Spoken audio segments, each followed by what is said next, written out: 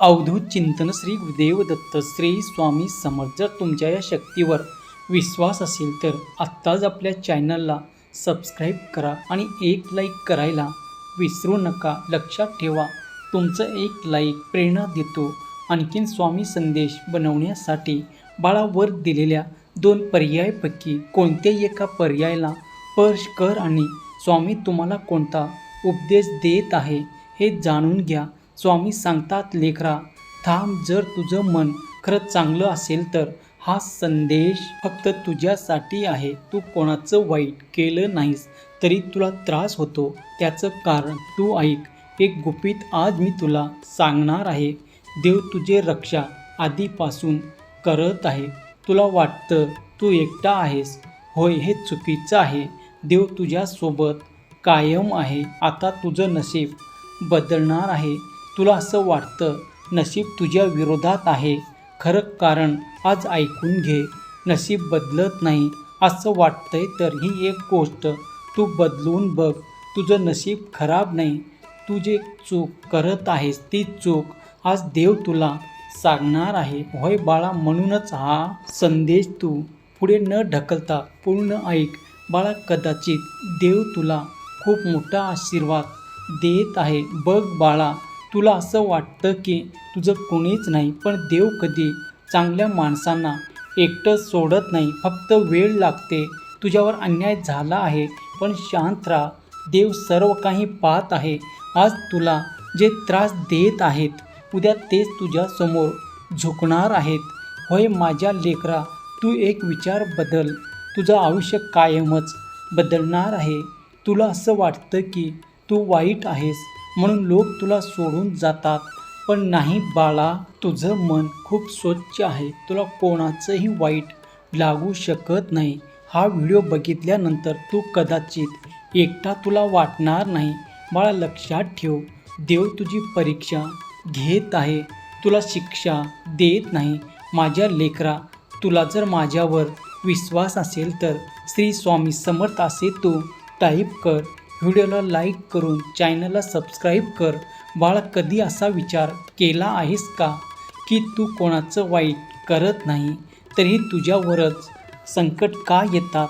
पण थांब, एक गोष्ट लक्षात ठेव, तुझं मन स्वच्छ आहे. तुझं रक्षण स्वतः देव करत आहे.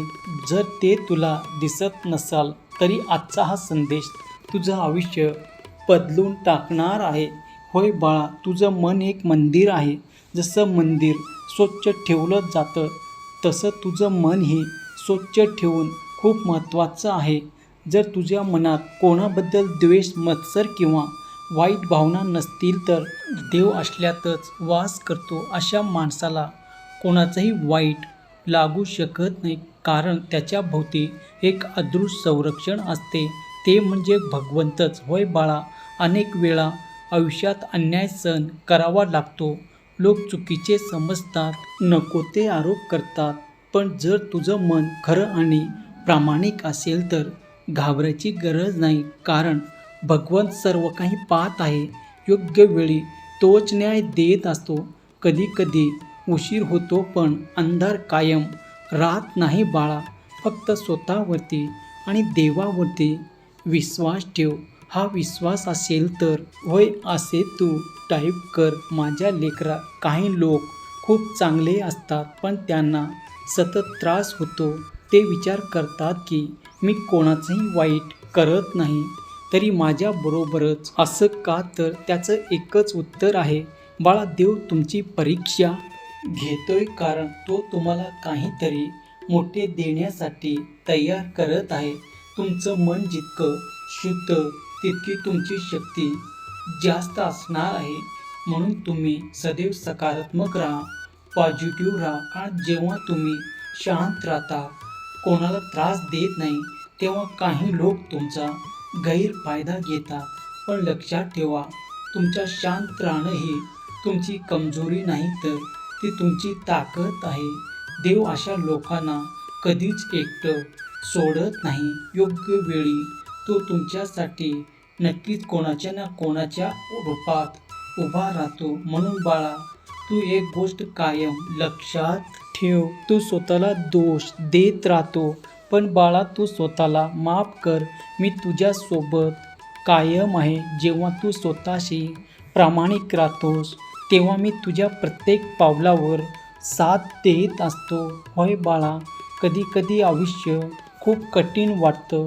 सगळीकडे अडचणी दिसतात, पण त्या वेळेला हार मानू नकोस. कारण जेव्हा सगळं संपल्यासारखं वाटतं तेव्हाच देव काहीतरी नवीन सुरू करत असतो. तुझं मन जर स्वच्छ असेल तर शेवटी विजय तुझाच होणार आहे बाळा. त्यासाठी लोक काय बोलतात याकडे लक्ष जास्त देऊ नकोस, कारण लोकांचे काम आहे बोलणं, पण देव तुझं पाहत आहे. जर तुझं मन चांगलं असेल तर लोक काही बोलले तरी तुझं काही बिघडणार नाही. उलट एक दिवस असा येईल, तुला नावे ठेवणारेच लोक तुझे कौतुक करतील आणि तुला एकटं सोडून गेलेले लोक नंतर आयुष्यभर पश्चाताप करतील. होय बाळा, त्यासाठी तुला स्वतःवरती आणि देवावरती विश्वास ठेवणं खूप महत्त्वाचं आहे. बाळा, देव तुझ्यात आहे. तुझं मन जितकं सकारात्मक तितकं तुझं आयुष्य सुंदर. सकारात्मक विचार तुझी ऊर्जा कमी करते आणि सकारात्मक विचार तुला पुढे नेतात. बाळा, कधी कोणाचं वाईट करू नकोस, कारण की आपण देतो तेच आपल्याकडे परत येतं. जर तुम्ही चांगुलपणा दिलं तर चांगुलपणा तुम्हाला अनेक पटीने त्याचं फळ तुम्हाला मिळेल, आणि जर तुम्ही कोणाचं वाईट केलं तर त्याचं फळही तुम्हालाच त्याचप्रमाणे भोगावे लागेल. देवाची रक्षा म्हणजे फक्त संकटातून वाचवलं नाही तर चुकीच्या मार्गावर जाण्यापासून रोखणं आहे. कधी कधी आपल्याला एखादी गोष्ट मिळत नाही, पण आपण निराश होतो. पण नंतर समजतं, हे मिळालं असतं तर कदाचित माझं नुकसान झालं असतं आणि हीच खरी देवाची कृपा आहे. सहमत असाल तर श्री स्वामी समर्थ माझे दैवत असे टाईप कर आणि हा संदेश आपल्या प्रियजनांना शेअर कर. माझ्या लेकरा, जीवनात कितीही अडचणी आल्या तर एक गोष्ट कायम लक्षात ठेव, तू एकटा नाहीस. देव कायम तुझ्या सोबत आहे. फक्त त्याच्यावर विश्वास ठेव. तुझं मन स्वच्छ ठेव, बाकी सगळं ते सांभाळणार आहे.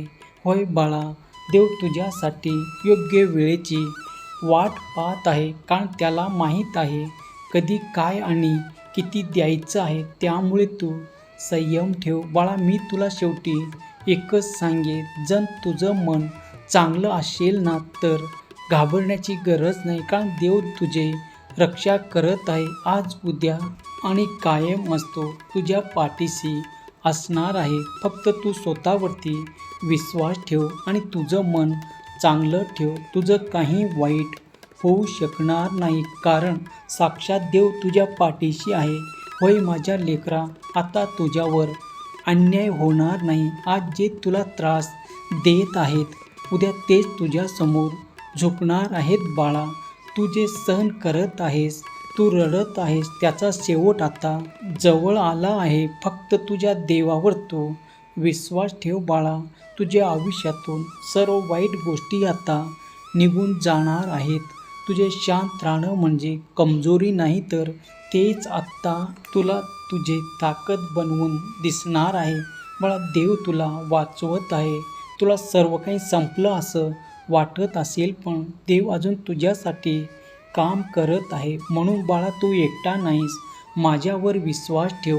श्री स्वामी समर्थ. जय जय स्वामी समर्थ. धन्यवाद.